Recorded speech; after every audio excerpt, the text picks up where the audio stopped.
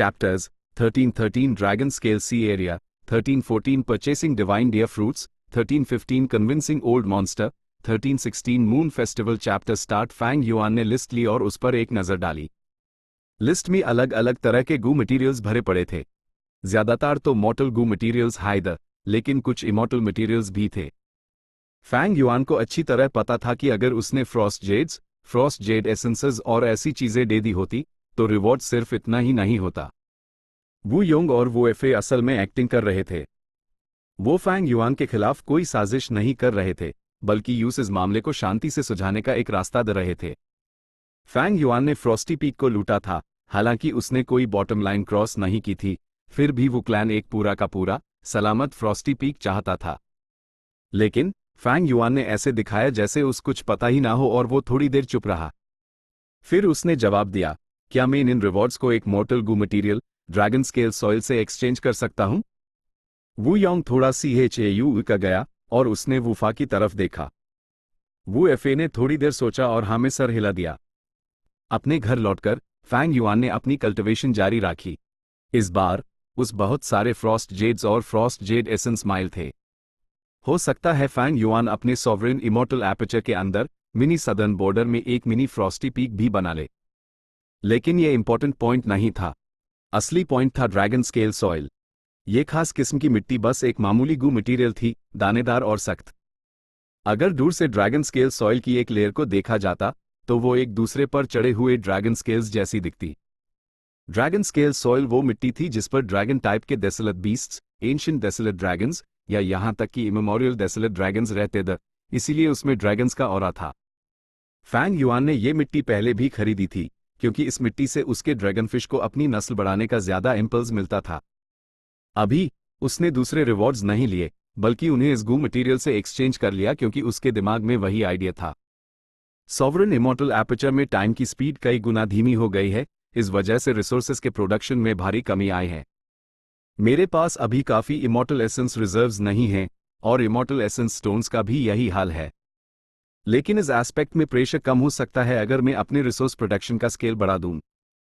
इस पर सोचने के बाद फैंग युआन ने ड्रैगनफिश को पहला रिसोर्स पॉइंट बनाया जिसे एक्सपेंड किया जाना था। डेसोलेट बीस्ट ड्रैगनफिश और ऑर्डिनरी ड्रैगनफिश दोनों हमेशा ट्रेजर येलो हेवन में भारी मात्रा में ट्रेड किए जाते थे। ड्रैगनफिश फूड पाथ का प्रोडक्ट लगते थे, उन्हें कई गू वॉर्म्स को खिलाने के लिए सप्लीमेंट्री इंग्रेडिएंट्स के तौर पर इस्तेमाल किया जा सकता था। हर गू इमॉर्टल के पास इमॉर्टल गू नहीं होता था, लेकिन हर सुपर फोर्स एक तय टाइम पर बड़ी संख्या में ड्रैगनफिश खरीदी थी। ड्रैगनफिश का ट्रेड ट्रेजर येलो हेवन के सबसे बड़े मार्केट्स में से एक था। आने वाले कुछ टाइम तक फैंग युआन का पूरा कंसंट्रेशन एक सी एरिया बनाने पर था। सॉवरेन इमॉर्टल एपर्चर का मिनी ईस्टर्न सी ऐप पहले की तरह छोटे छोटे तालाबों और झीलों से भरा नहीं था, क्योंकि फैंग युआन ने बड़ी संख्या में वाटर पाथ इमॉर्टल एपर्चर्स को अपने अंदर मिला लिया था। मिनी ईस्टर्न सी ऐप तूफानी लहरों से भरा हुआ था। पानी का लेवल गहरा ना होने के बावजूद वो दूर तक फैला हुआ पानी का इलाका था। वहां लगभग कोई आइलैंड्स नहीं थे और अलग अलग सी एरियाज में फर्क करना मुश्किल था। फैंग युआन का प्लान एक ड्रैगन स्केल सी एरिया बनाने का था, एक मैनमेड सी एरिया। यह फैंग युआन की अपनी खोज या क्रिएशन नहीं था। असल में ईस्टर्न सी के गू इमॉर्टल वर्ल्ड में कई Gu immortals manmade sea areas बना रहे थे। ईस्टर्न सी के गू इमॉर्टल वर्ल्ड की करंट रैंकिंग लिस्ट में कई फेमस सी एरियाज मैनमेड द, जिन्हें धीरे धीरे स्टेप बाय स्टेप बनाया गया था। ऑफ कोर्स रैंकिंग में ज्यादातर जगह अभी भी नेचुरली बने हुए सी एरियाज की हाई थी। आर्टिफिशियली एक सी एरिया बनाना आसान नहीं था। फैंग युआन ने ड्रैगन स्केल सॉइल को बिछाने में काफी टाइम और एनर्जी खर्च की। फिर उसने इस एरिया में एक मोर्टल गू फॉर्मेशन बनाया और गू फॉर्मेशन की पावर से इस सी एरिया को बाकी जगह से अलग करके एक स्पेशल सी एरिया बना दिया। फिर वो अपने ड्रैगनफिश ग्रुप को इस सी एरिया में ले आया। ड्रैगनफिश का ग्रुप वाकई इस सी एरिया में ज्यादा खुश था और उनके बीच मीटिंग भी काफी बढ़ गई थी। लेकिन ये काफी नहीं था। इसके बाद फैंग युआन ने एक इमॉर्टल किलर मूव तैयार करना शुरू किया, बाउंटीफुल ईयर। यह इमॉर्टल किलर मूव हे फैन के ट्रू इनहेरिटेंस से मिला था। लेकिन सच तो यह था कि ही फैन ने इसे बनाया नहीं था। उसने इसे पिल इमॉर्टल नाम के एक गू इमॉर्टल ग्रेट एक्सपर्ट के साथ ट्रेड किया था। उसने ये इमॉर्टल किलर मूव बनाया था और ही फैन ने दूसरे रिसोर्सेज के बदले में इसे हासिल किया था। ये काफी रेयर किलर मूव था, क्योंकि ये एक ऐसा इमॉर्टल किलर मूव था जो खास तौर पर इमॉर्टल एपर्चर को मैनेज करने के लिए इस्तेमाल होता था और इसमें कोई ऑफेंसिव एबिलिटी नहीं थी। लेकिन इसकी प्रैक्टिकलिटी बहुत ज्यादा थी, यहां तक कि ही फैन ने भी अपने ट्रू इनहेरिटेंस में इस इमॉर्टल किलर मूव की तारीफ में कुछ बातें लिखी थी। एक के बाद एक गू वॉर्म्स हवा में उठने लगे, एक अजीब सा ऑरा बढ़ने लगा और धीरे धीरे घना होता गया। जो बाउंटीफुल ईयर फैन युआन अभी इस्तेमाल कर रहा था उसमें कुछ मॉडिफिकेशंस किए गए थे। ओरिजिनल बाउंटीफुल ईयर का कोर इमॉर्टल गू ईयर गू था, जिसके साथ हजारों सप्लीमेंट्री गू वॉर्म्स थे।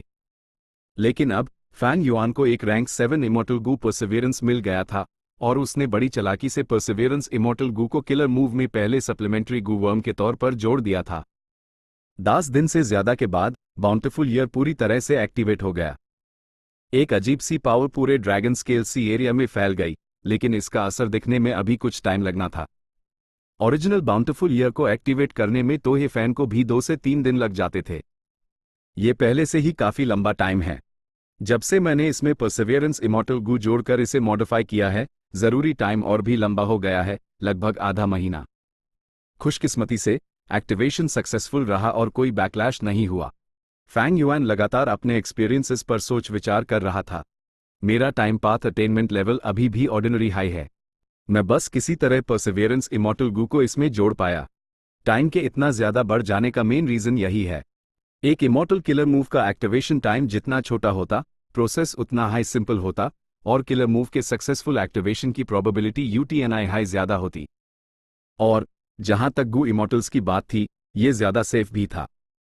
लेकिन फैंग युआन के इस काम में फायदे ज्यादा थे और नुकसान कम। परसिवियरेंस इमॉर्टल गू के सपोर्ट से बाउंटीफुल ईयर के असर का ड्यूरेशन डबल हो गया था। Original bountiful year immortal aperture पर सिर्फ 1 साल तक असर कर सकता था, लेकिन अब फैंग युआन का एक एक्टिवेशन 2 साल तक चल सकता था। इससे अनजाने में फैंग युआन का थोड़ा रेड डेट इमॉर्टल एसेंस भी बच गया था। बाउंटीफुल ईयर में अभी भी इंप्रूवमेंट की काफी गुंजाइश है। परसिवियरेंस इमॉर्टल गू के साथ साथ दे इमॉर्टल गू को जोड़ने से बाउंटीफुल ईयर का असर और बढ़ सकता है। लेकिन टाइम पाथ में मेरे करंट अटेनमेंट लेवल के साथ मैं अपनी लिमिट पर पहुंच चुका हूं। छोड़ो इसे, मामला तय हो गया था। यह कंस्ट्रक्शन फैंग युआन का पहला बड़ा प्रोजेक्ट था। अभी मिनी ईस्टर्न सी में पहला special sea area, dragon scale sea area, पूरी तरह से बन चुका था। यहां बड़ी संख्या में ड्रैगनफिश रहते द और ड्रैगनफिश ग्रुप के बीच एक दो साफ दिखने वाले डेसोलेट बीस्ट ड्रैगनफिश भी थे। बाउंटीफुल ईयर का असर सिर्फ ड्रैगन स्केल सी एरिया तक ही सीमित नहीं था, बल्कि उसने इस सी एरिया के आसपास के काफी बड़े इलाके को भी कवर कर लिया था। हे फैन के ट्रू इनहेरिटेंस में लिखी गई बात के मुताबिक बाउंटीफुल ईयर को एक्टिवेट करने में इमॉर्टल एसेंस का खर्च बहुत ज्यादा था, लेकिन अगले 1 साल तक किलर मूव के सक्सेसफुल एक्टिवेशन के ठीक बाद से इमॉर्टल एपर्चर के अंदर के सारे रिसोर्सेज ज्यादा तेजी से प्रोड्यूस होंगे। लेकिन नतीजा ऐसा नहीं था। फैंग युआन के बाउंटीफुल ईयर का असर मिनी ईस्टर्न सी के सिर्फ एक हिस्से को ही कवर कर रहा था। एक तरफ तो इसकी वजह यह थी कि फैंग युआन ने परसिवियरेंस इमॉर्टल गू को जोड़ दिया था, जिसने किलर मूव की इफेक्टिव रेंज को कम कर दिया। दूसरी तरफ सॉवरन इमॉर्टल एपर्चर बस इतना ज्यादा बड़ा था कि यह सोचना कि बाउंटीफुल ईयर पूरे सॉवरन इमॉर्टल एपर्चर को कवर कर लेगा किसी परियों की कहानी से कम नहीं था। ड्रैगन स्केल लेक से ड्रैगन स्केल सी तक यह एक बहुत बड़ी छलांग थी और इसकी अहमियत काफी गहरी थी। लेकिन इस प्रोजेक्ट के बाद फैंग युआन के इमॉर्टल एसेंस स्टोन्स और इमॉर्टल एसेंस रिजर्व्स लगभग खत्म हो गए थे। सेफ रहने के लिए फैंग युआन ने अपने पास मौजूद सभी गैर जरूरी रिसोर्सेज को बेचना शुरू कर दिया, जैसे कि फ्रॉस्टी पीक से लूटे गए फ्रॉस्ट जेड्स और फ्रॉस्ट जेड एसेंसेस, और साथ ही बड़ी संख्या में आइसपाथ मॉर्टल गू। जहां कुछ पाया जाता है वहां कुछ खोना भी पड़ता है। उसका करंट मैनेजमेंट फोकस ड्रैगनफिश पर था। कुछ रिसोर्सेज बेचने के बाद फैंग युआन ने हिम्मत की और उसने कमाई के एक हिस्से से ट्रेजर येलो हेवन से बहुत सारे ड्रैगनफिश खरीदे। उसने इन ड्रैगनफिश को ड्रैगन स्केल सी एरिया में डाल दिया। कहा जा सकता है कि वो इस प्रोजेक्ट पर बहुत कुछ दांव पर लगा रहा था। कोई शक नहीं कि इसमें कुछ रिस्क थे, लेकिन अगर वो सेफ खेलता तो एफिशिएंसी कम होती। ऊपर से वो अभी एक सेफ और स्टेबल एनवायरनमेंट में था, इसीलिए फैंग युआन ने थोड़ा अग्रेसिव होने का फैसला किया और बड़े कदम उठाए। लेकिन इस तरह, क्योंकि उसके इमॉर्टल एसेंस रिजर्व्स कम हो गए थे, फैंग युआन के हाथ बंधे हुए से लग रहे थे। वो आराम से कल्टिवेट नहीं कर पा रहा था, ना ही कुछ समझ पा रहा था, और ना ही किसी इमॉर्टल किलर मूव की ट्रेनिंग कर पा रहा था। दिन बड़ी मुश्किल से कट रहे थे। आधे महीने बाद ड्रैगनफिश का पहला बैच बिका और हालात बेहतर होने लगे। 1 महीने से ज्यादा के बाद फैंग युआन ने ड्रैगनफिश का दूसरा बैच सीधे वू क्लैन को बेच दिया। किसने सोचा था कि तुम ड्रैगनफिश को मैनेज करने में इतने माहिर होगे? वू योंग भी थोड़ा हैरान था। वू क्लैन पहले से हाई ड्रैगनफिश का ले दे करता था, लेकिन पहले उन्हें बाहर से खरीदना पड़ता था। ए फ्लैट, इसे इंटरनल सेल्स माना जा सकता था। वू क्लैन के अलावा कियाओ क्लैन और कुछ दूसरी सुपर फोर्सेस भी थे जिनके वू क्लैन से काफी करीबी रिश्ते थे। फैंग युआन का तीसरा बैच ड्रैगनफिश भी बिक गया। वो ये है कि आइडेंटिटी और कम कीमत की वजह से फैंग युआन के ड्रैगनफिश आसानी से सदर्न बॉर्डर के गू इमॉर्टल वर्ल्ड के मार्केट में एंटर कर गए। ड्रैगनफिश का तीसरा बैच बिकने के बाद फैंग युआन के हालात काफी बेहतर हो गए थे। उसके इमॉर्टल एसेंस रिजर्व्स धीरे धीरे बढ़ रहे थे। फैंग युआन अपनी फाइनेंशियल मुश्किलों से बाहर आ गया था और उसने एक बिल्कुल नए अंदाज में अपनी कल्टीवेशन जारी रखी। Chapter 13-14 purchasing divine dear fruits southern border Wu clan. एक सीक्रेट कल्टीवेशन रूम में फैंग युआन हवा में तैर रहा था। उसका चेहरा एकदम गंभीर था। उसके लंबे बाल हवा में लहरा रहे थे और उसके जिस्म से हर तरह के गू वर्म के ऑरा उठ रहे थे जो आपस में मिल रहे थे। सबसे जरूरी कदम, फैंग युआन बड़बड़ाया। उसकी निगाहें तेज हो गईं। उसने ध्यान से एक मोर्टल गू को एक्टिवेट किया। ये एक मेटल पाथ मोर्टल गू था और सिर्फ रैंक 1 का था। सिर्फ इस गू को अकेले एक्टिवेट करने में वैसे तो कोई रिस्क नहीं था, लेकिन अभी सिचुएशन अलग थी। बम! फैंग युआन के जिस्म से एक दबी हुई आवाज आई। फैंग युआन का जिस्म जोर से कांप उठा जैसे उस बिजली का झटका लगा हो। उसका चेहरा पीला पड़ गया और उसके होठों के कोनों से खून की एक लकीर बह निकली। मैं फिर से फैल हो गया। उसने एक लंबी सांस ली। वो जमीन पर उतरा और अपनी छाती पकड़कर अपनी चोटों को चेक करने लगा। खुशकिस्मती से मैंने सिर्फ एक रैंक 1 मॉर्टल गू इस्तेमाल किया था। ये चोटें कोई बड़ी प्रॉब्लम नहीं है और मन एज बिफोर इस्तेमाल करने की जरूरत नहीं है। सॉवरन इमॉर्टल बॉडी की रिकवरी स्पीड से मैं कुछ ही दिनों में ठीक हो जाऊंगा। फैंग युआन किलर मूव वज्र शेल को और बेहतर बनाने की कोशिश कर रहा था। इमॉर्टल किलर मूव वज्र शेल में रैंक 6 वज्र थॉट को कोर की तरह इस्तेमाल किया गया था। फैंग युआन ने इसी किलर मूव और स्ट्रेटेजी के दम पर शिया क्लैन के गू इमॉर्टल शिया फे इक्वाई को हराया था। इस मामले के बाद फैंग युआन को लगा कि ये किलर मूव अभी भी उतना अच्छा नहीं है और इसमें इंप्रूवमेंट की गुंजाइश है। फैंग युआन ने इस फीलिंग पर ध्यान दिया। वो जानता था कि उसका विजडम पथ और ट्रांसफॉर्मेशन पाथ दोनों हाई ग्रैंड मास्टर लेवल पर ऐसी फीलिंग बेवजह नहीं आती और इसकी उसके लिए बहुत वैल्यू थी। अफसोस, हालांकि मैंने इन दिनों कुछ प्रोग्रेस की है, लेकिन नतीजे ना के बराबर हैं। लगता है मेरा अटेनमेंट लेवल अभी भी काफी नहीं है। मुझे अभी के लिए इसे छोड़ना पड़ेगा। फैंग युआन ने एक ठंडी सांस ली। असल में दूसरे गू इमॉर्टल्स के मुकाबले उसकी प्रोग्रेस की स्पीड बहुत ही कमाल की थी। पहले विशेष लाइटनिंग फीन ने immortal killer move lightning deity को डिड्यूस करने में कई साल लगा दिए थे। उसकी स्पीड फैंग युआन की ऐप की स्पीड के 10% भी नहीं थी। लेकिन फैंग युआन का हार मान लेना भी एक समझदारी भरा फैसला था, क्योंकि उसके पास अपने अटेनमेंट को तेजी से बढ़ाने का एक तरीका था। जैसे ही वो अपने अटेनमेंट लेवल्स को बढ़ा लेता, वो वज्र शेल किलर मूव को तुरंत इंप्रूव कर सकता था। फैंग युआन के ड्रैगनफिश के ट्रांजैक्शंस के बाद उसकी फाइनेंशियल हालत सुधर गई थी और इस वजह से उसके पास इमॉर्टल किलर मूव्स को मॉडिफाई करने की कोशिश करने के लिए एक्स्ट्रा एनर्जी थी। एक इमॉर्टल किलर मूव को डिड्यूस करना असल में बहुत रिसोर्स कंज्यूमिंग होता है। मिसाल के तौर पर, अगर कोशिश फेल हो जाए तो गू इमॉर्टल को बैकलैश झेलना पड़ सकता है और वो जख्मी हो सकता है। गू वॉर्म्स भी नाश हो जाते हैं और उन्हें रिप्लेस करना पड़ता है। और अगर इमॉर्टल गू डैमेज हो जाए तो वो और भी बड़ी मुसीबत होती। लेकिन अगर अटेनमेंट लेवल काफी हो तो किलर मूव को तुरंत इंप्रूव किया जा सकता है, जिससे काफी टाइम, मेहनत और रिसोर्सेज बच जाते हैं। फैंग युआन का अटेनमेंट लेवल वज्र शेल को इंप्रूव करने की रिक्वायरमेंट्स को बस मुश्किल से पूरा कर रहा था। हालांकि वो इसे इंप्रूव कर सकता था, लेकिन उसके लिए काफी भारी कीमत चुकानी पड़ती। उसने इस बारे में सोचा और इस छोटे से प्रोजेक्ट को छोड़ने का पक्का इरादा कर लिया। कुछ देर आराम करने के बाद फैंग युआन ने अपने गू वॉर्म्स को एक्टिवेट किया और अपनी डिवाइन सेंस को ट्रेजर येलो हेवन में भेजा।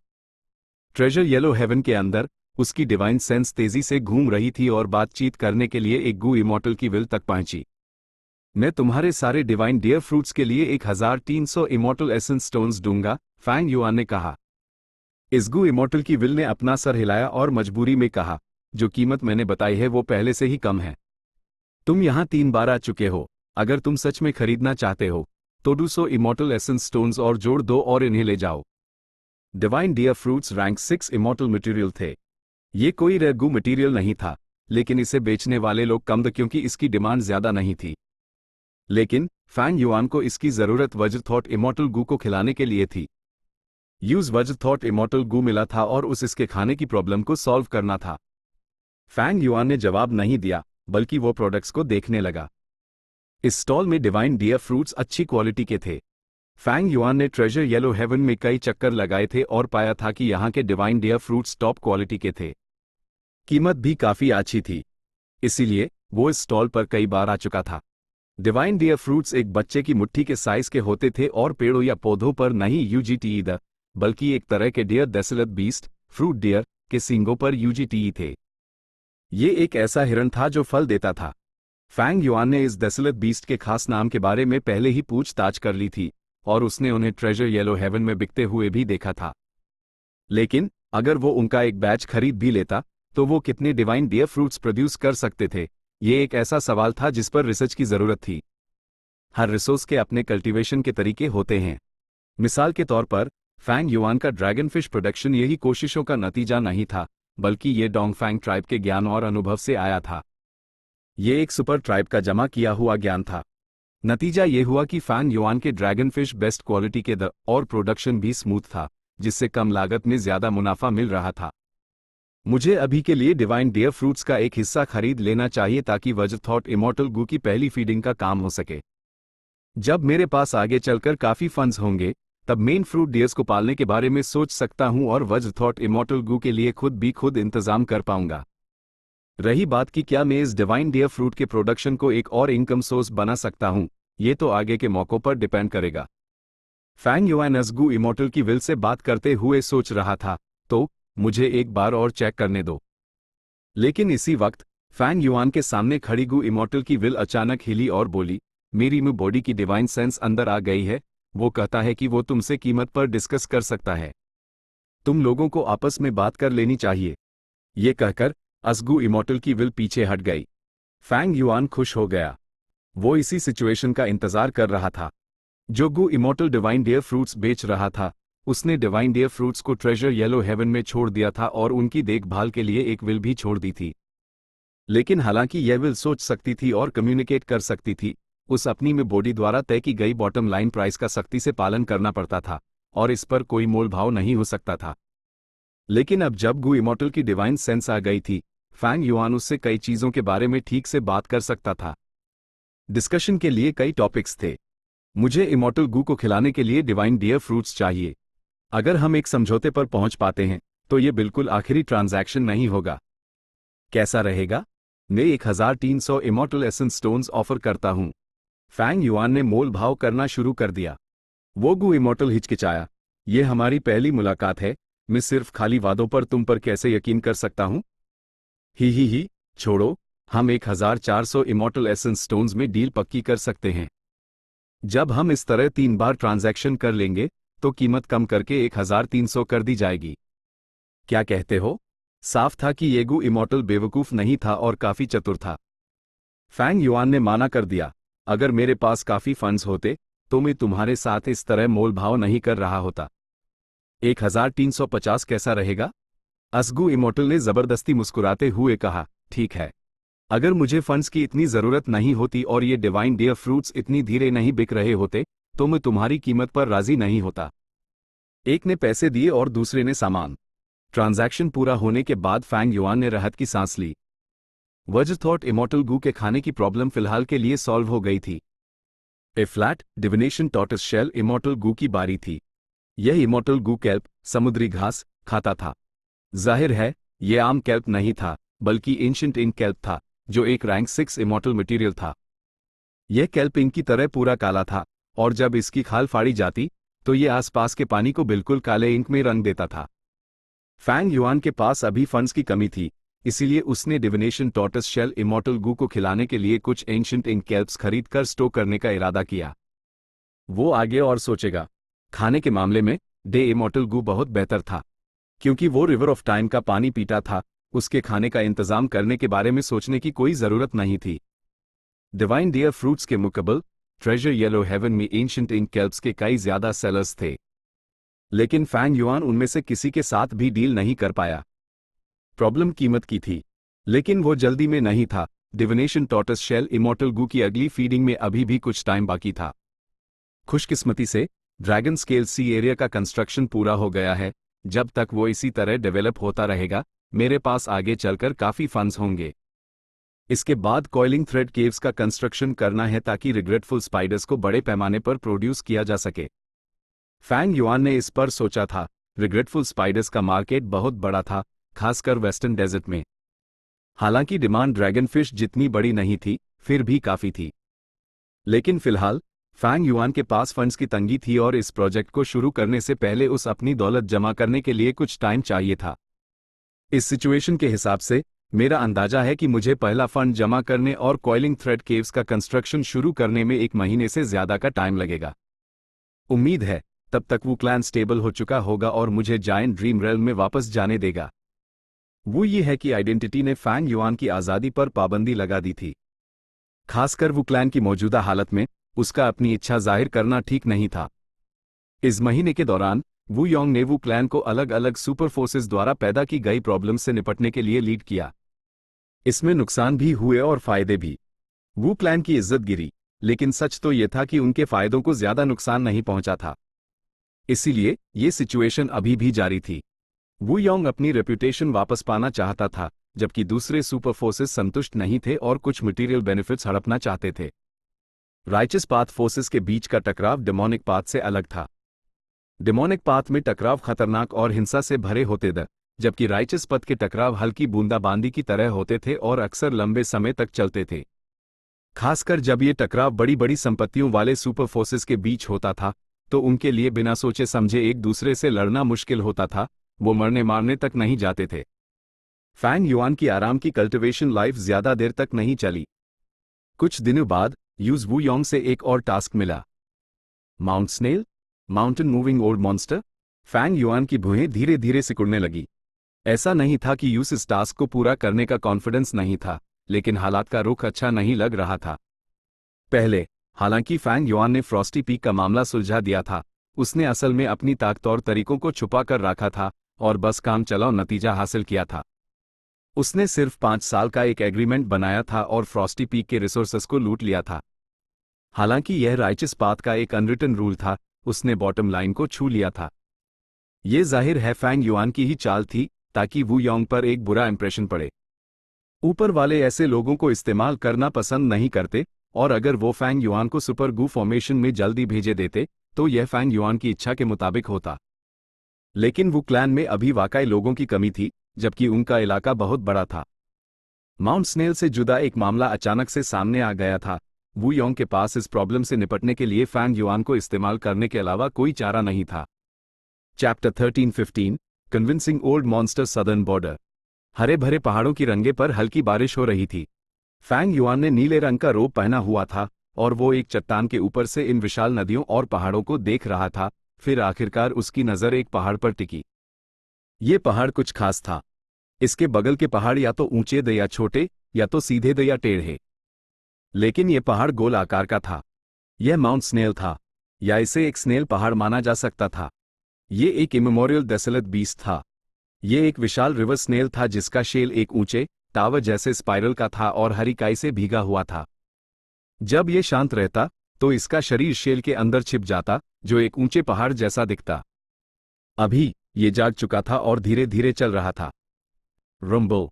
जैसे ही ये चला, आसपास सब कुछ हल्का सा कांपने लगा, पक्षी और जानवर इधर उधर भागने लगे। फैंग युआन शांति से इस immemorial desolate beast Mount Snail की हरकत को दूसरी पहाड़ की चोटी से देख रहा था। इसकी स्पीड धीमी थी। माउंट स्नेल भले ही एक इमेमोरियल डेसोलेट बीस्ट था, लेकिन इसका स्वभाव सरल और शांत था। इसे गुस्सा दिलाना मुश्किल था, यहां तक कि इसे हार्मलेस भी कहा जा सकता था। सिर्फ हार्मलेस ही नहीं, ये फायदे भी देता था, क्योंकि माउंट स्नेल का शरीर एंस्लेवमेंट पाथ और अर्थ पाथ डाउ मार्क्स से भरा हुआ था, जो अपने आसपास एक खास एनवायरनमेंट बनाता था जिससे कई एंस्लेवमेंट पाथ और अर्थ पाथ रिसोर्सेज पैदा होते थे। माउंट स्नेल का मालिकाना हक हमेशा से एक अनसुलझा मुद्दा रहा था। कुछ हाई गू इमोर्टल्स माउंट स्नेल को कंट्रोल कर सकते थे। रैंक 8 एंस्लेवमेंट पाथ गू इमोर्टल्स के लिए भी ये बहुत मुश्किल था, क्योंकि माउंट स्नेल खुद एंस्लेवमेंट पाथ डाउ मार्क्स से भरा हुआ था। सदर्न बॉर्डर में अब तक 7 माउंट स्नेल्स के बारे में पता था। बहुत पहले सदर्न बॉर्डर के सुपर फोर्सेज ने एक समझौता किया था, जब तक इन माउंट स्नेल्स को कोई कंट्रोल नहीं करता, यानी जब तक वो जंगली माउंट स्नेल्स हैं, उन्हें यूएस क्लैन का रिसोर्स माना जाएगा जिसके टेरिटरी में वो रह रहे हैं। यह माउंट स्नेल शुरू में वू क्लैन की टेरिटरी में रह रहा था, इसीलिए जाहिर है ये वू क्लैन का था, इसमें कोई शक नहीं था। लेकिन अब माउंट स्नेल के माइग्रेशन का टाइम आ गया था। वो अभी वू क्लैन की टेरिटरी से निकलकर दूसरी टेरिटरीज में जा रहा था। माउंट स्नेल की ओरिजिनल लोकेशन वू क्लैन की टेरिटरी के बॉर्डर पर थी। असल में वू डू के टाइम में वू क्लैन ने जानबूझकर अपनी टेरिटरी को बढ़ाया था ताकि इस माउंट स्नेल को शामिल किया जा सके। अभी माउंट स्नेल वू क्लैन की टेरिटरी छोड़ रहा था, लेकिन जिस जगह वो जा रहा था वहां कोई दूसरी राइचस पाथ सुपर फोर्सेज नहीं थी। इसका मतलब ये भी था कि ये माउंट स्नेल फिर से जंगली होने वाला था। वू योंग जाहिर है ऐसी सिचुएशन होते हुए नहीं देखना चाहता था, और जब उसके पास लोगों की कमी थी तो बिना किसी और ऑप्शन के वो ये टास्क अपने छोटे भाई वू यी है को ही दे सकता था। वू यी है, मैं कीन जिन शेंग हूं, मुझे माउंटेन मूविंग ओल्ड मॉन्स्टर भी कहते हैं। एक गू इमोर्टल दूसरी पहाड़ की छोटी से उड़कर आया। फैंग युआन ने उस गू इमोर्टल को देखा। ये बूढ़ा गू इमोर्टल पत्थर जैसे ग्रे रंग के आर्मर में था, उसके बाल काले और सफेद का मिक्स द जो घास की तरह बिखरे हुए लग रहे थे। वो मैला कुचैला दिख रहा था, उसके कपड़ों के कोने फटे हुए थे, लेकिन उससे निकलने वाला रैंक 7 और शानदार और जबरदस्त था, खासकर उसकी ये जो तेज रोशनी से चमक रही थी। अभी जब वो फैंग युआन को देख रहा था तो ऐसा लग रहा था जैसे कोई सीनियर किसी जूनियर को नाप तोल रहा हो। हाँ, मैं हाई हूं, वू यी है, मेन सीनियर माउंटेन मूविंग को प्रणाम करता हूं। फैंग युआन ने हल्का सा झुककर सलाम किया, उसके सलाम में राइचस पाथ का स्टाइल था। इस माउंटेन मूविंग ओल्ड मॉन्स्टर के टाइटल में ओल्ड था, जाहिर है क्योंकि वो एक पुराना अनुभवी, एक पुराना सीनियर था जो 2000 सालों से ज्यादा जी चुका था। उसके पास लाइफ स्पैन गू था और उसके पास उम्र बढ़ाने के अनोखे तरीके भी थे। उसकी बैटल स्ट्रेंथ भी बहुत ज्यादा थी और वो लोन इमोर्टल्स के बीच एक मशहूर एक्सपर्ट था, लगभग ओल्ड ट्रीमन बादा और वू क्लैन के वू यू बो के लेवल का। शिया फेई क्वाई जैसे rank 7 Gu immortals mountain moving old monster से कंपेयर नहीं कर सकते थे। इसीलिए जब mountain moving old monster Fang Yuan को नाप तोल रहा था तो वो बिल्कुल भी विनम्र नहीं था और खुद को एक सीनियर मान रहा था, भले हाई फैंग युआन वू क्लैन से आया था। ही, टाइम के हिसाब से तुम्हारे वू क्लैन को किसी को भेजना ही था। चलो बैठ कर बात करते हैं। माउंटेन मूविंग ओल्ड मॉन्स्टर हंसा और एक चट्टान पर बैठ गया। फैंग युआन मुस्कुराया और वो भी बैठ गया। माउंटेन मूविंग ओल्ड मॉन्स्टर ने देखा कि फैंग युआन को चट्टान पर बैठने से कोई ऐतराज नहीं था और उसका एटीट्यूड भी ऊंचा नहीं था, तो फैंग युआन के प्रति उसका इंप्रेशन बेहतर हो गया। मैं तो भूल ही गया था कि तुम एक लोन कल्टिवेटर द, भले ही तुम वू क्लैन में शामिल हो गए हो, तुम में अनराइचस पाथ वालों जैसा ढोंगी एटीट्यूड नहीं है। फैंग युआन ने हल्का सा सर हिलाया। राइचस पाथ को राइचस पाथ की तरह हाई बिहेव करना पड़ता है। जहां तक मेरी बात है, मैंने अपना ZYA डेटार टाइम ईस्टर्न सी में एक सक्लूडेड कल्टिवेटर के तौर पर गुजारा है, ये आदतें बदली नहीं जा सकती। हा, माउंटेन मूविंग ओल्ड मॉन्स्टर जोर से हंसा। मैंने सुना है तुमने शिया क्लैन के डूगू इमोर्टल्स को भगा दिया, लेकिन फ्रॉस्टी पीक के रिसोर्सेस को लूट लिया। फैंग युआन ने हैरानी भरा एक्सप्रेशन दिखाया। सीनियर, ये सब बेबुनियाद अफवाहें हैं, मैंने ऐसा कभी नहीं कहा। माउंटेन मूविंग ओल्ड मॉन्स्टर जोर से हंसा, फिर उसने एक गहरी सांस ली। राइचस पाथ के गू इमोर्टल्स तुम्हें नहीं समझ सकते, लेकिन मैं समझता हूं। हम लोन कल्टिवेटर्स के लिए इमोर्टल बनना कितना मुश्किल होता है। हमें हर कल्टिवेशन रिसोर्स अपने हाथों से कमाना पड़ता है। आगे मौके मिलेंगे या नहीं, इसीलिए हमें प्रेजेंट के फायदों को पूरी ताकत से पकड़ना पड़ता है। आगे क्या होगा कौन जानता है। और जहां तक अनराइचस पाथ गू इमोर्टल्स की बात है, वो अपने घरों में बैठे रहते हैं, फिर भी उन्हें ढेर सारे रिसोर्सेस मिल जाते हैं। वो हम लोन कल्टिवेटर्स के दर्द और मुश्किलों को कैसे समझ सकते हैं। फैंग युआन का एक्सप्रेशन शांत था, उसने ना तो तारीफ की ना ही विरोध किया। वो जानता था कि माउंटेन मूविंग ओल्ड मॉन्स्टर की बातें सिर्फ उसके करीब आने के लिए नहीं थीं, बल्कि अपना इरादा जाहिर करने के लिए थीं। वो माउंटेन मूविंग ओल्ड मॉन्स्टर एक लोन कल्टिवेटर था और उसके सामने अभी जो फायदा था वो ये माउंट स्नेल था। उसका इरादा टोला नहीं जा सकता था, और पहले लोन कल्टिवेटर वो ये है को इस बात का एहसास होना चाहिए। मैं आपका इरादा समझ गया सीनियर, लेकिन मुझे आपसे फिर भी थोड़ा समझने के लिए कहना पड़ेगा। यहाँ आने में मेरी भी अपनी मजबूरियां हैं, फैंग युआन ने कहा। माउंटेन मूविंग ओल्ड मॉन्स्टर ने हंस कर कहा, हर किसी की अपनी अपनी मजबूरियां होती हैं। उम्र और अनुभव के साथ शब्दों में गहराई आ जाती है। हर किसी की अपनी अपनी मजबूरियां होती हैं। ये ना सिर्फ फैंग युआन के शब्दों का जवाब था, बल्कि इसका मतलब ये भी था कि उसकी खुद की अपनी मजबूरियां हैं, और सबसे जरूरी ये इशारा भी था कि वो क्लैन अभी एक मुश्किल सिचुएशन में है। फैंग युआन और कुछ नहीं बोला। कभी कभी छुप्पी एक ऐसी चाल होती है जिसे शब्दों के टकराव में इस्तेमाल किया जा सकता है। बिल्कुल वैसा ही हुआ। माउंटेन मूविंग ओल्ड मॉन्स्टर से बैठा नहीं गया और उसने एक इन्फॉर्मेशन पाथ मॉर्टल गू फैंग युआन को दिया। इसे देखो। इस मॉर्टल गू में लिखी हुई चीजों की बहुत वैल्यू थी। अगर फैंग युआन उन्हें हासिल कर लेता तो वो सीधे कॉइलिंग थ्रेड केव्स बना सकता था। हम कोऑपरेट करेंगे, मेन माउंट स्नेल ले लूंगा और तुम्हें ये सब मिलेगा, क्या कहते हो? माउंटेन मूविंग ओल्ड मॉन्स्टर मुस्कुराया। वो असल में फैंग युआन को रिश्वत देने की कोशिश कर रहा था। लेकिन यह अजीब नहीं था, बल्कि ये फैंग युआन के एक्सपेक्टेशंस के अंदर ही था।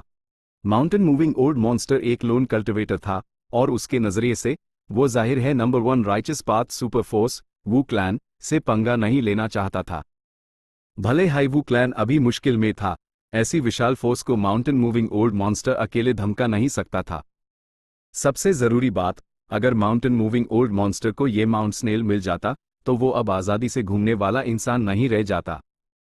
माउंट स्नेल को इमोर्टल एपर्चर के अंदर स्टोर नहीं किया जा सकता था जब तक कि उस पूरी तरह से काबू न कर लिया जाए।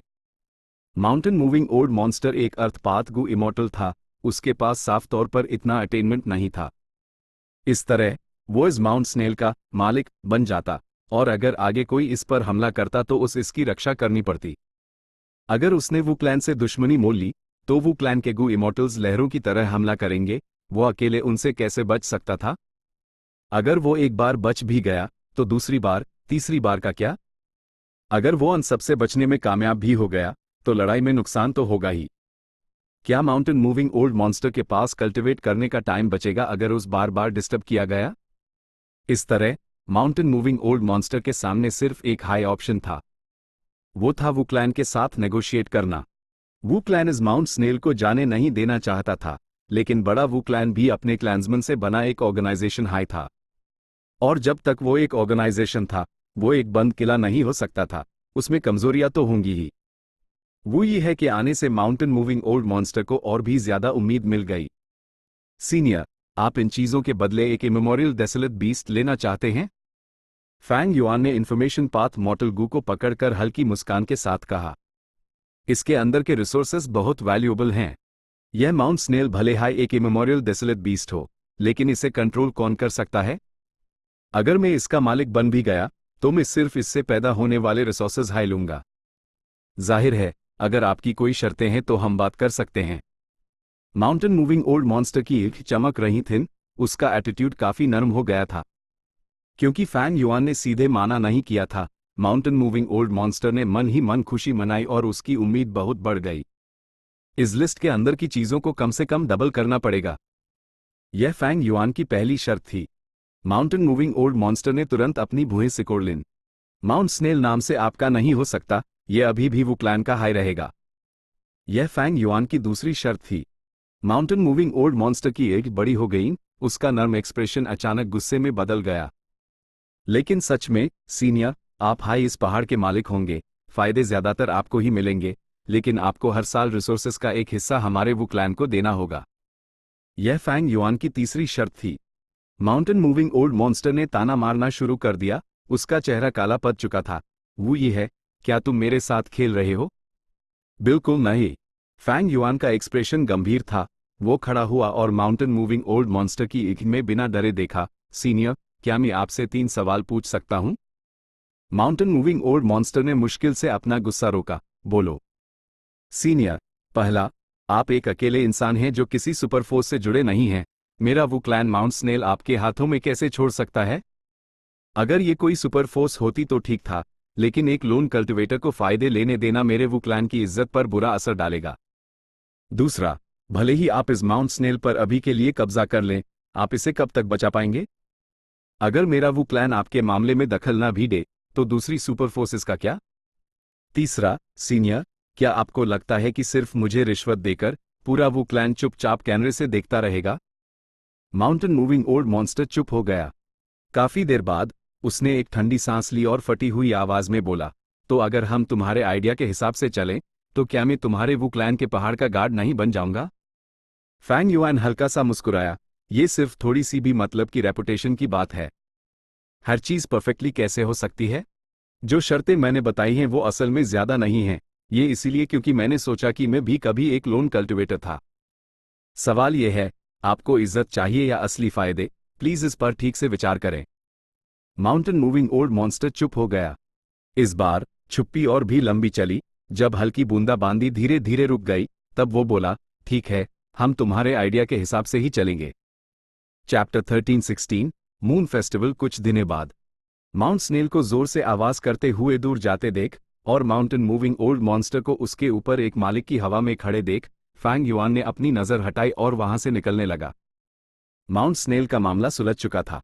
फैंग युआन के रिप्रेजेंटेटिव होने के नाते वू क्लैन ने माउंटेन मूविंग ओल्ड मॉन्स्टर के साथ एक समझौता कर लिया था। माउंटेन मूविंग ओल्ड मॉन्स्टर को माउंट स्नेल के ZYA डिटार फायदे मिल गए, लेकिन ये इमोरियल डेसोलेट बीस्ट नाम के लिए अभी भी वू क्लैन का हाई था। वू योंग ने फैंग युआन को माउंट स्नेल को रोकने के लिए भेजा था। फैंग युआन ने यूज रोक लिया था, हालांकि यह सिर्फ एक हिस्सा था, इसे टास्क पूरा करना माना जा सकता था। माउंटेन मूविंग ओल्ड मॉन्स्टर मेरी शर्तों पर इसीलिए माना क्योंकि मेरे पीछे वो क्लैन की ताकत थी। जहां तक वू योंग की बात है, वो अभी दूसरी सुपर फोर्सेस की पैदा की गई मुश्किलों से निपटने में थक चुका है। उसके पास माउंट स्नेल के इस समाधान को जबरदस्ती मानने के अलावा कोई चारा नहीं है। वू क्लैन अभी एक गंभीर सिचुएशन में है। वू योंग के भाई होने के नाते मुझे बाहर आलसी नहीं बैठना चाहिए और जल्दी से जल्दी वापस लौटना चाहिए। फैंग युआन इस मामले के नतीजे से पूरी तरह संतुष्ट था। उसके पास वू क्लैन को देने के लिए एक जवाब था, और सबसे जरूरी, उसने इस टास्क से बहुत सारे फायदे उठाए थे। वो अब कॉइलिंग थ्रेड केव्स का कंस्ट्रक्शन शुरू कर सकता था। इन रिसोर्सेज की वजह से फैंग युआन के पास तुरंत अपने दूसरे बड़े रिसोर्स को बड़े पैमाने पर एक्सपेंड करने के लिए एक्स्ट्रा फंड्स आ गए थे। पहले की डेवलपमेंट स्पीड के हिसाब से उस आधे साल से ज्यादा इंतजार करना पड़ता, और इस दौरान कोई अनएक्सपेक्टेड गड़बड़ नहीं हो सकती थी, जैसे कि एक जोरदार लड़ाई में बहुत सारा रेड डेट इमॉर्टल एसेंस खर्च हो जाता। फैंग युआन के सॉवरन इमॉर्टल एपर्चर में टाइम की स्पीड अभी धीमी थी। वो पहले से बहुत कम red date immortal essence produce कर रहा था, और फैंग युआन को इमॉर्टल एसेंस स्टोन्स का इस्तेमाल करके उन्हें रेड डेट इमॉर्टल एसेंस में बदलना पड़ता था। ए फ्लैट, उसका इमॉर्टल एसेंस अब ग्रीन ग्रेप इमॉर्टल एसेंस नहीं था। एक रेड डेट इमॉर्टल एसेंस के दाने में बदलने के लिए 100 इमॉर्टल एसेंस स्टोन्स की जरूरत थी। मुझे कॉइलिंग थ्रेड केव्स बनाने के लिए गू फॉर्मेशन अरेंज करना है। मुझे rank 6 immortal material dark soft silk और rank 7 immortal material regret water rocks की भी जरूरत है। इन फंड्स के साथ ये सब पूरा हो सकता है, और ये सिर्फ टाइम की बात है। इंपॉर्टेंट बात यह है कि मेन ड्रीम रेल में कब वापस जा सकता हूं। वू योंग का एटीट्यूड क्रूशियल फैक्टर है। फैंग युआन आगे बढ़ते हुए सोच रहा था। जैसे ही वो वापस आ रहा था, वू क्लैन के हेडक्वार्टर्स में डूगू इमॉर्टल्स अभी उसके वू ये है के बारे में बात कर रहे थे। एक था वू क्लैन का रैंक 8 गू इमॉर्टल, पहला सुप्रीम एल्डर वू योंग। दूसरा था वू योंग का विश्वास पात्रा वू एफए। किसने सोचा था कि मेरा भाई माउंट स्नेल का मामला इतनी जल्दी सुलझा देगा? एल्डर वू एफए, क्लैन के नियमों के अनुसार हमें उस क्या इनाम देना चाहिए? वू योंग ने पूछा। वू एफए एक पल के लिए चुप रहा। वो जानता था कि वू योंग का सवाल ऊपरी नहीं था, वो वू ये है के प्रति अपने एटीट्यूड के बारे में पूछ रहा था। वो वू एफए को टेस्ट कर रहा था, क्योंकि वू ये है की आइडेंटिटी खास थी। वो और वू योंग सौतेले भाई थे। वू एफए ने जल्दी से सोचा और जवाब दिया, लॉर्ड वू ये है का बैकग्राउंड एक लोन कल्टिवेटर का है। एक सेंटेंस। लेकिन वू योंग जोर से हंसा, सही, तुम्हारी बात सही है। ये है में एक लोन कल्टिवेटर का स्वभाव है। क्लैन में वापस आने के बाद भी वो बदला नहीं है और हमेशा जल्दी से पैसा कमाने और सस्ते फायदों पर नजर रखता है। लेकिन वो एफए इस बात से सहमत नहीं था। फ्रॉस्टी पीक और माउंट स्नेल छोटे फायदे नहीं हैं। वू योंग की हंसी रुक गई और उसकी ऊँख में एक तेज रोशनी चमकी जब उसने सर हिलाया। ये वाकई अच्छा नहीं है। अगर हर कोई ऐसा करने लगे तो वो क्लैन कैसे चलेगा? लेकिन उसने बॉटम लाइन को पार नहीं किया और कोई ऐसी कमजोरी नहीं छोड़ी जिसे एक्सपोज किया जा सके। ये कहते हुए वू योंग ने एक ठंडी सांस ली और कहा, उसमें कुछ काबिलियत है। वू योंग का मतलब कैसे नहीं समझ सकता था। वू योंग को फैंग युआन को सिचुएशन का फायदा उठाते देखकर खुशी नहीं हो सकती थी, लेकिन सिचुएशन ने उस मजबूर कर दिया था। उसके पास लोगों की कमी थी और कभी कभी उसके पास वू यीहे को कुछ मामले सुलझाने के लिए भेजने के अलावा कोई चारा नहीं होता था। फैंग युआन ने इन दो मामलों को हैंडल करके अपनी काबिलियत भी दिखा दी थी। इस काबिलियत ने वू योंग का एक्नॉलेजमेंट हासिल कर लिया था, इसीलिए वू योंग अभी भी फैंग युआन को इस्तेमाल करना जारी रखेगा। लेकिन जब टाइम आएगा और वू क्लैन की सिचुएशन सुधर जाएगी तो फैंग युआन को वू योंग द्वारा कैनरे कर दिया जाएगा। यहां तक कि अगर फैंग युआन ने कोई सबूत छोड़ दिया तो वू योंग मौके का फायदा उठाकर फैंग युआन को एक बड़ा झटका देगा। आखिरकार कोई भी ऊपर वाला फैंग युआन जैसे इंसान के साथ आराम से नहीं रह सकता था जो अपने निजी लाभ के पीछे भागता हो। फैंग युआन सफलतापूर्वक वू क्लैन वापस लौट गया। वो वू योंग से मिला और पूरे मामले को संक्षिप्त में बताया और वू क्लैन से एक बार फिर इनाम हासिल किया। फैंग युआन ने इमॉर्टल एसेंस स्टोन्स के बदले में एक्सचेंज करना चुना। जाहिर है यह इमॉर्टल एसेंस स्टोन्स की रकम उसके माउंटेन मूविंग ओल्ड मॉन्स्टर से हासिल किए गए रकम से कंपेयर नहीं कर सकती थी, ये बहुत कम थी।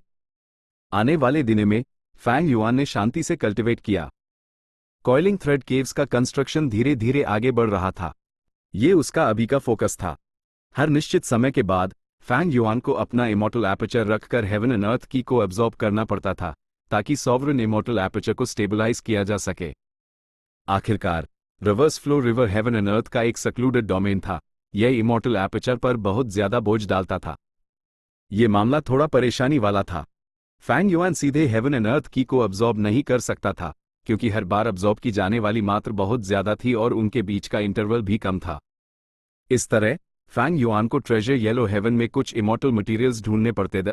उन्हें हेवन एंड अर्थ की में तोड़कर अपने अंदर इन्फ्यूज करना पड़ता था। इसमें कोई शक नहीं कि इससे फैंग युआन की काफी एक्स्ट्रा एनर्जी और पैसा खर्च हो रहा था, लेकिन वो इसे ध्यान से करना पसंद करता था। यही एक तरीका था जिससे वो लंबे समय तक टिक सकता था और कोई ऐसी गलती करने से बच सकता था जिससे दूसरे उसकी आइडेंटिटी को एक्सपोज कर दें। दिन बीतते गए, फैंग युआन को थोड़ी बेचैनी होने लगी।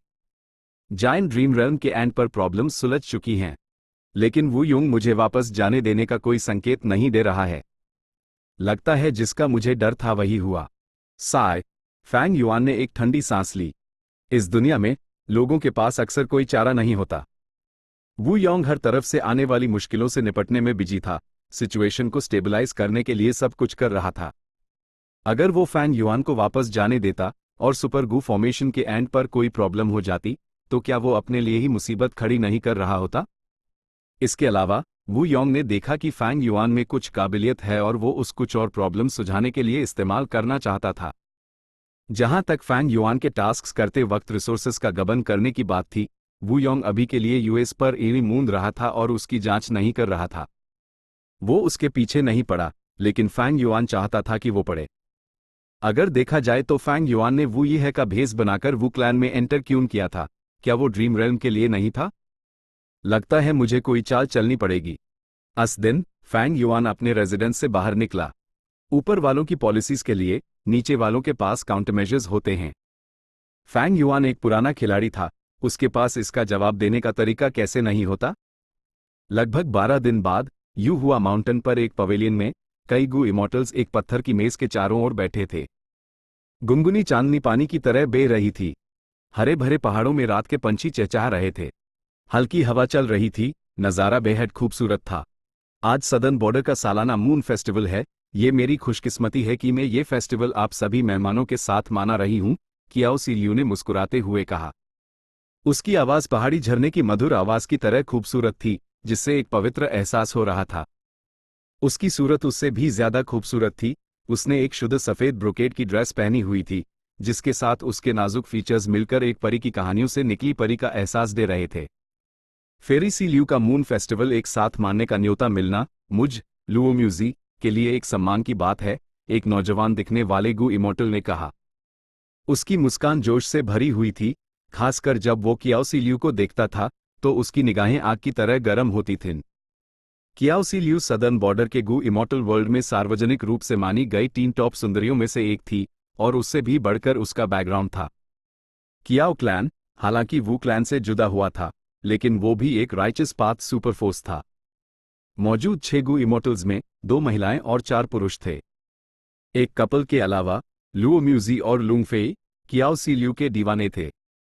कियाओ सी लियू के कई दीवाने द, लेकिन उससे इस फेस्टिवल का न्योता मिलना ये दिखाता था कि ये दोनों बाकियों के लेवल के नहीं थे। लुओ म्यूजी और लू फेई जाहिर है खुश द, जैसे हाय उन्हें कियाओ सी लियू का न्योता मिला वो तुरंत दौड़ते हुए आ गए। लेकिन इस वक्त कियाओ सी लियू ने एक और मेल गु इमॉर्टल से कहा, ये है, तुमने कहा था कि तुम सदर्न बॉर्डर में घुल मिलना चाहते हो। आज रात का मून फेस्टिवल सदर्न बॉर्डर का एक रिवाज है। सदर्न बॉर्डर में बहुत सारे पहाड़ हैं जो एक दूसरे से अलग हैं, लेकिन मून फेस्टिवल एक आम रिवाज है। हर साल इस टाइम पर हम सब चांद की तारीफ करते हैं। उसकी ऊन रोशनी से चमक रही थी, उसकी मधुर आवाज और उसके मुस्कुराते गुलाबी होठ एक अद्भुत तस्वीर बना रहे थे। लुओ म्यूजी और लू फेई ने तुरंत अपनी भुएं सिकोड़ लीं जब वो फैंग युआन को आग उगलने वाली ईंट से घूरने लगे। कियाओ सी लियू का अलग एटीट्यूड कोई भी देख सकता था। इसके अलावा बैठने की व्यवस्था ने पहले हाई लुओ म्यूजी और लू फेई का मूड खराब कर दिया था, क्योंकि मेन सीट पर कियाओ सी लियू थी और उसके दाईं तरफ फैंग युआन था, जबकि उसके बाईं तरफ उसकी सबसे अच्छी दोस्त फेरी टियनलू थी। जहां तक दूसरे मेल गु इमॉर्टल्स की बात थी, उनकी सीट्स काफी दूर लगाई गई थीं। Moon festival? फैंग युआन का एक्सप्रेशन शांत था। उसने जानते हुए भी पूछा, इंटरेस्टिंग, हम चांद की तारीफ करने के अलावा और क्या करते हैं? हम चाय पीते हैं, कविताएं पढ़ते हैं और पत्थरों को भी तोड़ते हैं, कियाओ सी लियू ने मुस्कुराते हुए समझाया। पत्थरों को तोड़ते हैं? फैंग युआन उलझन में दिखा। कियाओ सी लियू ने जवाब नहीं दिया, बल्कि उसने फैंग युआन को सुगंधित चाय का एक कप दिया। पहले प्लीज मेरी खुद की बनाई हुई चाय चखिए। ये देखकर लुओ म्यूजी लगभग खड़ा ही हो गया था। लुंग फेई की पलकें जोर से झपकी, वो काश फैंग युआन की जगह पर होता। फैंग युआन ने चाय का एक हल्का घूंट लिया और कमेंट किया, ये चाय बुरी नहीं है। सिर्फ बुरी नहीं है, यह फेरी सी लियू की मशहूर विलो स्पाइरल टी है। लुओ म्यूजी लगभग चिल्ला पड़ा, क्या इसमें कुछ खास है जिसके बारे में मैं नहीं जानता? फैंग युआन ने कियाओ सी लियू की तरफ देखा। कियाओ सी लियू ने फैंग युआन की नजरों से नजर मिलाई, फिर उसकी एड़ी घूमी और वो धीरे से हंस पड़ी। परी की दिलकश हंसी पर लुंग फेई का दिल तेजी से धड़कने लगा। इसी पाल फेरी टियनलू ने ठीक समय पर कहा, यह विलो स्पाइरल टी, अगर आप इसे हल्का सा हिलाएं तो चाय की सतह पर एक भंवर बन जाएगा जो एक विलो के पत्ते जैसा दिखेगा। आपको चाय का असली अद्भुत स्वाद तभी मिलेगा जब आप यूजर्स वक्त पिएंगे। ओह, तो ऐसी बात थी? फैंग युआन ने अपने हाथ में कप हिलाया और तुरंत चाय की सतह पर एक बदलाव आया। उसने उस तब पिया और महसूस किया कि खुशबू उसके मुंह में भर गई, जिससे उसे एक आचा स्वाद और संतुष्टि मिली। बेहतरीन चाय, फैंग युआन ने तारीफ की। ऑफ कोर्स ये बेहतरीन चाय है, फेरी सी लियू की खुद की बनाई हुई चाय हर किसी को पीने को नहीं मिलती। लुओ म्यूजी ने जलन से कहा, तुम्हारी तारीफ मिलने से सी लियू की मेहनत बेकार नहीं गई। तुम्हें पता होना चाहिए कि इस चाय को बनाने में 6 घंटे लगते हैं और पूरे प्रोसेस के दौरान जरा सी भी लापरवाही नहीं की जा सकती, फेरी टियनलू ने कहा। लुंग फी बहुत प्रभावित हुआ। आज रात फेरी सी लियू की खुद की बनाई हुई विलो स्पाइरल टी चखने का मौका मिलना वाकई मेरी जिंदगी का सबसे बड़ा सम्मान है। फेरी टियनलू की भुएं तुरंत उठ गईं। किसने कहा तुम विलो स्पाइरल टी चख सकते हो? सी लियू ने अपने बिजी शेड्यूल से टाइम निकाल कर ये एक कप बनाया है। Chapter and.